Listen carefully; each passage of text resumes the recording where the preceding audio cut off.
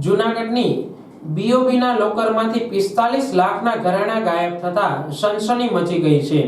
મળતી વિગત મુજબ જૂનાગઢના રાણાવાવ ચોકમાં આવેલી બેંક ઓફ બરોડાની શાખામાં જાન્યુઆરી મહિનામાં લોકર ખોલાવીને 45 લાખના મૂકેલા દાગીના 10 જ મહિનામાં ગાયબ થઈ ગયા હોવાની આશ્ચર્યજનક ઘટના બની છે। એક ચાવી ખાતાધારક પાસે અને બીજી ચાવી બેંક પાસે હોવા છતાં લોકર કેવી રીતે ખોલી શકે એની તપાસ પોલીસે શરૂ કરી છે, જેમાં ખાતાધારકના નામની ખોટી સહી કરીને અગાઉના સમયમાં કોઈએ લોકર ખોલેલું છે। આ સહી ક્યારે કરવામાં આવી એની તારીખ પણ રજિસ્ટરમાં લખાઈ નથી અને સહી વેરીફાઈ પણ કરવામાં આવી નથી। જૂનાગઢના જોશીપરામાં અનુપમ ફ્લેટમાં રહેતા હિમાંશુભાઈ ભૂપતભાઈ ત્રિવેદી અને તેમના માતા અન્નપૂર્ણાબેન ત્રિવેદીએ ગત જાન્યુઆરી મહિનામાં રાણાવાવ ચોકમાં આવેલી બેંક ઓફ બરોડાની શાખામાં લોકર ખોલાવ્યું હતું। તે સમયે હિમાંશુભાઈએ તેમના માતા અન્નપૂર્ણા અને નાના ભાઈ જિગ્નેશ સાથે ત્યાં જઈને એક સ્ટીલના તેમજ 3 પ્લાસ્ટિકના ડબ્બામાં 45 લાખ રૂપિયાના ઘરેણા મૂક્યા હતા। ત્યારબાદ ગત 29 ઓક્ટોબર 2024ના રોજ અન્નપૂર્ણાબેન લોકરમાંથી દાગીના કાઢવા ગયા ત્યારે ફિક્સ ડિપોઝિટની સ્લીપો અને જૂનું પરચુરણ જ લોકરમાં પડ્યું હતું। કિંમતી ઘરેણા ગાયબ થઈ ગયા હતા।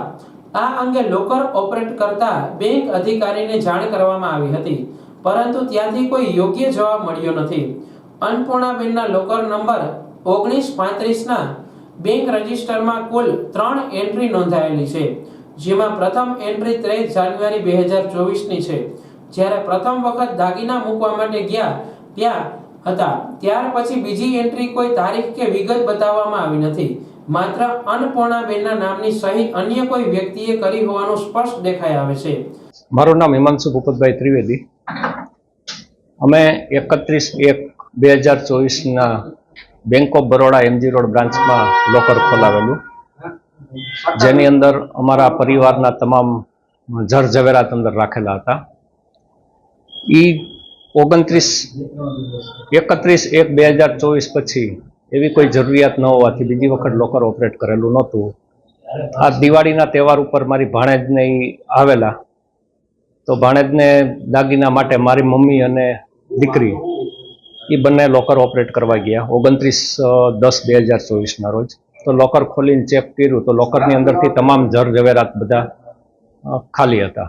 અંદર અમારી બેંકની એફડી અને જૂના સિક્કા જે મારી મમ્મીને રાખવાની પેલી હતી, એ જૂના સિક્કા અને એફડી સિવાયની તમામ વસ્તુ અંદરથી ગાયબ હતી।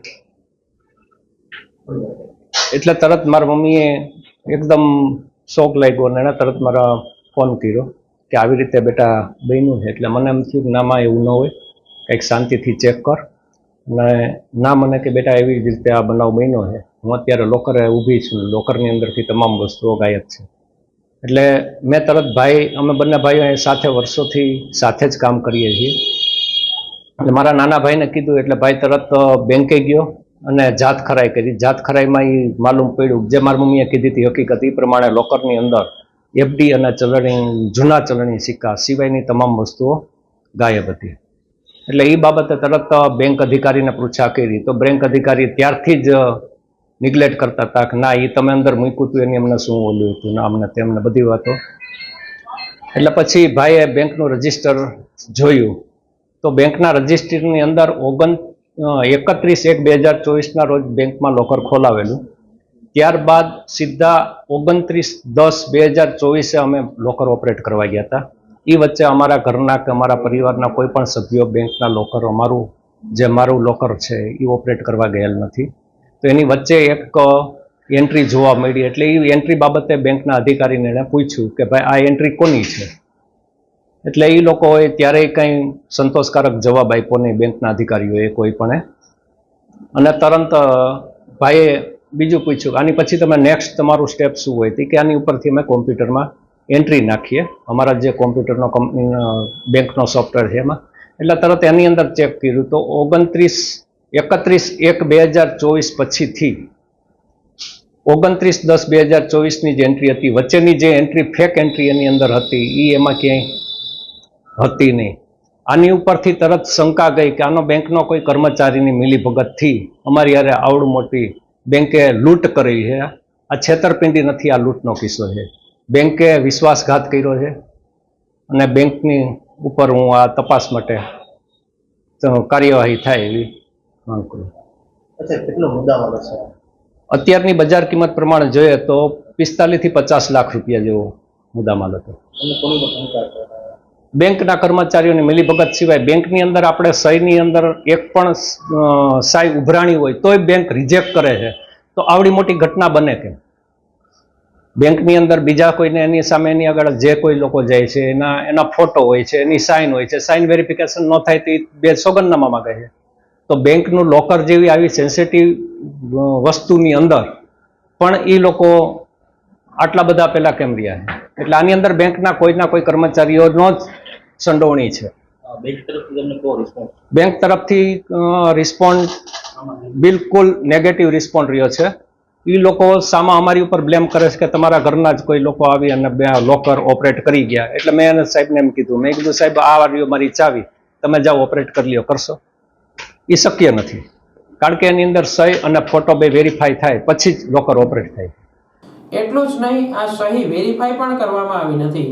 ત્યારબાદ 29 ઓક્ટોબરના દિવસની ત્રીજી એન્ટ્રી છે, જ્યારે આ દાગીના ગાયબ થયા હોવાની ખબર પડી એ દિવસની એન્ટ્રી છે. વધુમાં જાન્યુઆરી મહિનામાં લોકર ખોલવા ગયા ત્યારે બધી વિધિ પૂરી કર્યા પછી ચાવી આપવામાં આવી હતી, પરંતુ અન્ય કોઈ કર્મચારીઓથી એ લોકર ખુલ્યું ન હતું, પરંતુ ત્યાંના એક પટાવાળાએ લોકર તરત જ ખોલી આપ્યું હતું. એ બાબત પણ શંકા ઉપજાવે છે તેવું જિજ્ઞેશભાઈ ત્રિવેદી જણાવી રહ્યા છે.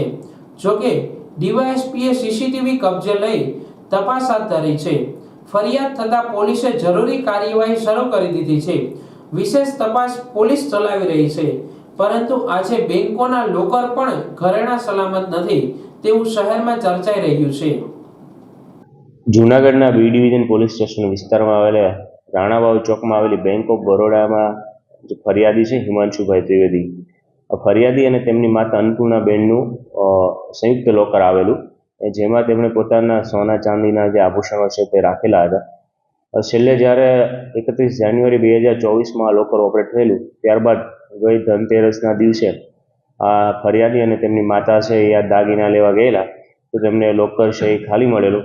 આ બાબતે તેમણે સૌપ્રથમ બેંકમાં પ્રાથમિક તપાસ કરાવેલી, પરંતુ ત્યાંથી કોઈ પણ પ્રકારના માહિતી ના મળતા બી ડિવિઝન પોલીસ પાસે આવેલા અને ગઈકાલે બી ડિવિઝન પોલીસ સ્ટેશનમાં આ બાબતે ભારતીય ન્યાય સંહિતાની કલમ 319(2), 318(4), 332 અને 305 મુજબ ગુનો દાખલ કરવામાં આવેલો છે.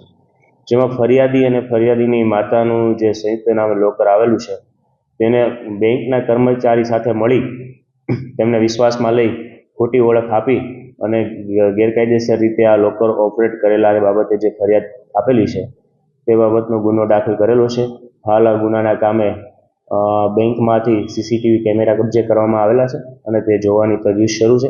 આ ઉપરાંત જેટલા પણ બેંકના કર્મચારીઓ શકદાર કે અન્ય કોઈ શકદાર છે તેમની યુક્તિ પ્રયુક્તિથી પૂછપરછ કરવામાં આવી રહેલી છે. ફરિયાદીના જે સોના ચાંદીના આભૂષણો છે તે જે તે સમયે જ્યારે તેમની ખરીદ કિંમત છે 13,94,000 હતી, તે મુજબની ફરિયાદ લેવામાં આવેલી છે, પરંતુ વર્તમાન સોનાના દર મુજબ હાલ છે તેની માર્કેટ કિંમત છે 45 લાખ રૂપિયા જેટલી થાય છે. તો આમાં જે કોઈ પણ સંડોવાયેલા હશે તે બાબતે ઊંડાણપૂર્વક તપાસ કરવામાં આવશે. વધુમાં જરૂર પડે તો આમાં જે પ્રાઇમ સસ્પેક્ટેડ હોય તે લોકોના છે SDL LVS ટેસ્ટ એટલે કે લાઈ ડિટેક્ટિવ ટેસ્ટ પણ કરવામાં આવશે અને ગુનાના મૂળ સુધી પહોંચવા માટે પોલીસનો પ્રયત્ન રહેશે. ખાસ કરીને આ લોકો જ્યારે લોકર ખોલ્યું ત્યારે તે લોકોથી લોકર નહોતું, અન્ય કર્મચારી આવીને લોકર ખોલ્યું. તમને જે જાણ કરી છે તે મુજબ છે લોકર ખોલવામાં તેમને ટાઈમ લાગતા વર્ગ 4ના કર્મચારી છે એ મહેનત કરીને લોકર ખોલી દીધેલું. તો આ બાબત પણ પોલીસે છે તપાસના કામે ધ્યાને રાખેલી છે કે તેમાં કોની સહી છે. વધુમાં બેંકના જે કર્મચારી છે તેમની પણ નેગ્લિજન્સી છે. વચ્ચે જે એક સાઇન થયેલી છે તેમાં અક્ષરો પણ અલગ છે. કઈ તારીખે ઓપરેટ થયું છે તે બાબતની કોઈ વિગત નથી અને બેંકના સંબંધિત કર્મચારી જેને લોકરની જવાબદારી સોંપવામાં આવેલી છે તેમની પણ સહી નથી. તો આમાં બેંકના કોઈ કર્મચારી મળેલા છે કે કેમ તે બાબતે પણ પોલીસ દ્વારા છે તપાસ થશે અને ગુનાના મૂળ સુધી પહોંચવાનો પ્રયત્ન શરૂ છે. સર, ખાસ કરીને આ જે બેંકના મેનેજર છે, અન્ય જે કર્મચારી છે, મેનેજર સિવાય આ વસ્તુ ન થઈ શકે, જેને લઈને કઈ રીતે કામ? આ બાબતે ખાસ કરીને ગઈકાલે અમારા પીઆઈ શ્રી છે બેંકમાં રૂબરૂ વિઝિટ પણ કરેલી અને બેંકના મેનેજરને નોટિસ કાઢી અને તેમને પણ પૂછપરછ માટે બોલાવવામાં આવશે.